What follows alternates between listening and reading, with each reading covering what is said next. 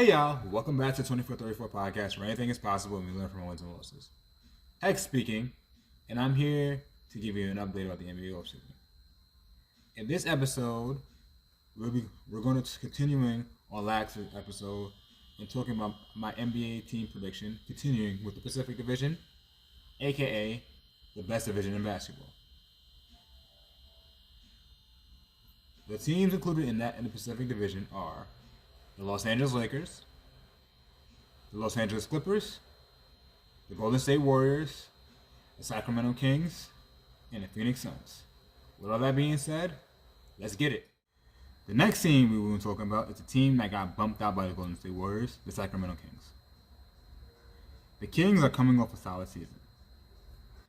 I did not expect them to be as good as they were this year, and taking the defending champs to 7 was extremely impressive. To top off that solid season that they had, they brought back Sabonis, Malik Monk, and their core stars, and they added Chris Durante, who during his time in Indiana averaged 13 points a game. Now, I think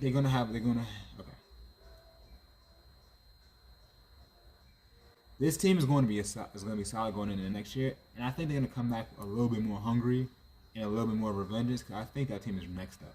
Next team I'll talk about is a team that defeat the defending champions, the Los Angeles Lakers. What makes me have confidence in this bunch is they regained all their major pieces, and this team is going to have a full season to gel and learn how to play together. Austin Reeves is finding himself as a hooper, especially since Russell Westbrook isn't there. They managed to resign D'Angelo Russell to a team-friendly contract. They bring him back Rui Hachimura, who was pivotal in guarding Jokic in the playoffs, even though they got swept. And overall, another year with this team, another year with LeBron, I think this team could be better. Now, some of the things I'm worried about is LeBron is in year 21. And Anthony Davis is injury prone. So the combination of those two factors is going to be a struggle for the Lakers, because at this point I don't expect LeBron to play more than 60 games. So if that team or that core cannot hold the team above water, then long story short, they're going to be back in the play-in. Now I'm going to talk about the team that shares a building with the Lakers, the Los Angeles Clippers. The Clippers are a team that have 4 consecutive years of disappointments, and this year is going to be their last year together. When they signed Kawhi Leonard and they traded for Paul George, they adopted the championship or bust mentality. But over right now, they've been nothing but bust. With low management, underachievement, poor coaching, and injuries, the team has been nothing but short of disappointing. Year 1, they blew a 3-1 lead to the Denver Nuggets, costing Doc Rivers his job. Year 2, Kawhi Leonard tore his ACL against the Utah Jazz. The Clippers managed to beat the Jazz with Paul George, thanks to Terrence Mann. But they greatly missed Kawhi Leonard's help when they played the Phoenix Suns, and they lost in 6. Year 3, Kawhi Leonard missed time recovering from his ACL injury, and Paul George missed time with a slew of other injuries, whether it be in his elbow, him catching COVID.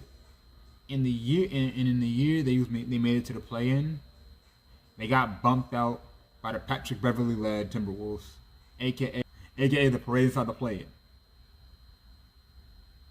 Now this year, Kawhi Leonard tore his meniscus, and we don't even know when he's going to be back and how he's going to come back. Then Paul George sprained he sprained his knee. So overall, the problem with this Clippers team is because of injuries and inconsistent play. I think they're going to have a disappointing year this year again. Finally, we're going to talk about a team that made a major acquisition in the Phoenix Suns.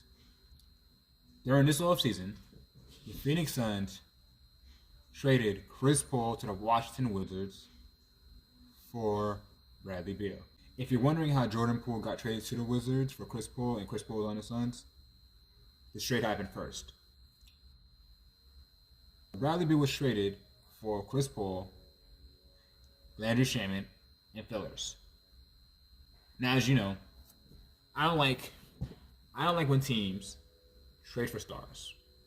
Coming from seeing how the Knicks gutted their whole entire roster to trade for Melo, seeing how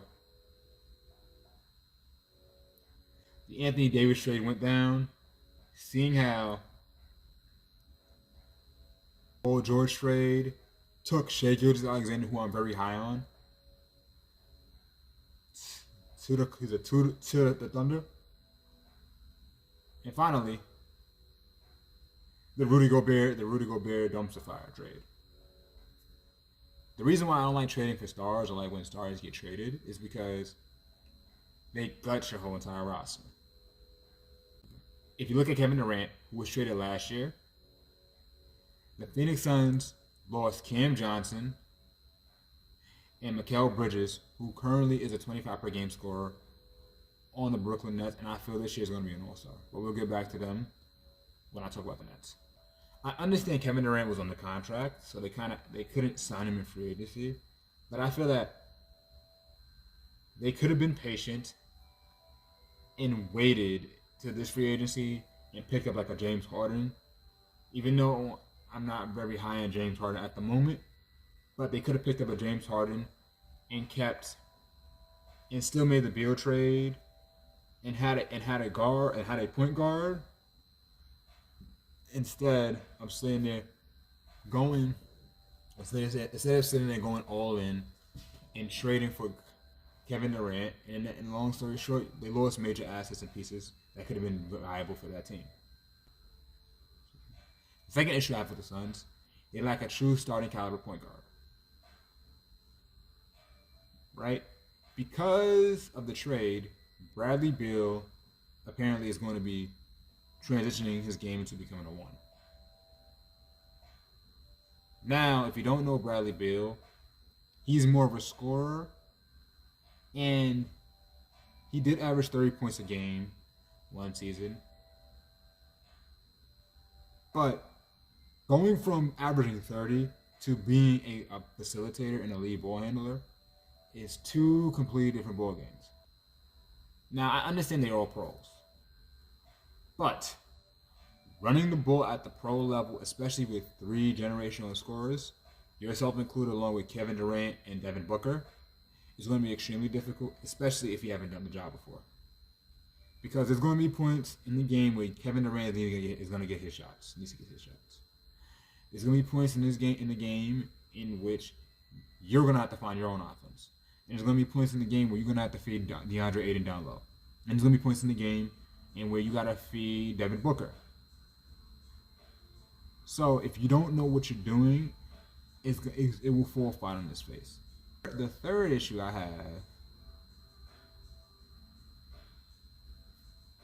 with the team is they lack bench depth. Kevin Durant, Bradley Beal, and Devin Booker has not played more than 70 games in the last 5 seasons. So they're injury prone, and they're going to miss. I expect them to miss time this year, whether it be in rest or miscellaneous nicks and bruises that happen during the season. Because of that, when am I going? I don't expect them to be able to play all 82 this season. So who's going to sit there and take up the slack when their stars is gone? With all of that, The Suns, I think, is going to be solid, but I think they're going to get bumped out in the playoffs. Thank y'all for tuning into the 2434 podcast. I'm Heck. You know the drill. Like, share, subscribe. I love y'all. I appreciate y'all. One more thing. Sorry for the change of the background. I couldn't get access to the room that I was currently filming in. But this is going to be the normal spot that I'm going to be recording. With that being said, you know the drill. We turn down.